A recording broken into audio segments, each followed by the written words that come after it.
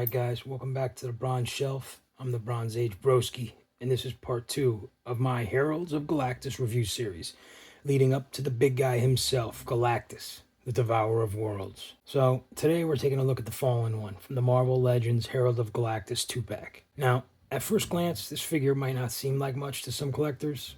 It's a pretty plain design overall, especially compared to some of the more flashy Marvel Legends figures out there. But let me tell you, I was actually really surprised by this one.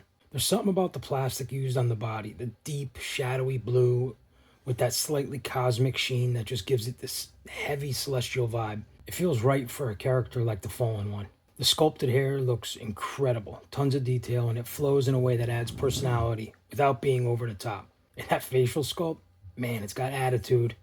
He's got that you're about to be vaporized look that works perfectly for a rogue Herald of Galactus. Guys, now as far as accessories go, he comes with 2 pairs of hands. You have your fisted hands here, and what I guess are grip hands, or sea grip hands here. Good for holding on to things. I don't know if he steals Mjolnir or something like that. And then the Fallen One comes with a couple of really slick energy effect pieces here. They're molded in a semi-transparent smoky purple.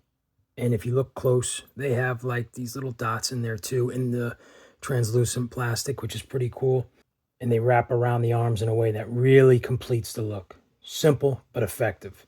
Nothing groundbreaking here, but they definitely add to the character's overall presence. So for articulation, I mean, we know what we're getting here. We know what to expect from the modern Marvel Legends figure that's built on that Vulcan body mold. You know, it's been Hasbro's go-to for standard male bucks with the medium built characters. You know, we're not getting butterflies, which I think definitely would benefit a flying type character, a cosmic character. To me, that's an essential and a very big miss on this.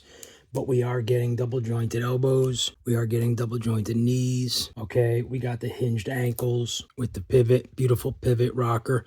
We got the thigh cut as well. We got the ankle or boot cut, excuse me. We do have an ab crunch. Doesn't go too far to the front. Goes kind of good to the back there, and you got a waist swivel as well. Pretty flexible ball jointed head, which is great for flying poses, except you're going to have to take advantage of this to get him in those poses because the long hair does limit the range just a bit in the back. Not enough to make it a deal breaker, but overall he poses well and holds action stances like a champ. All right, now I know this might be a hot take, but I'm giving the Fallen One a solid B+.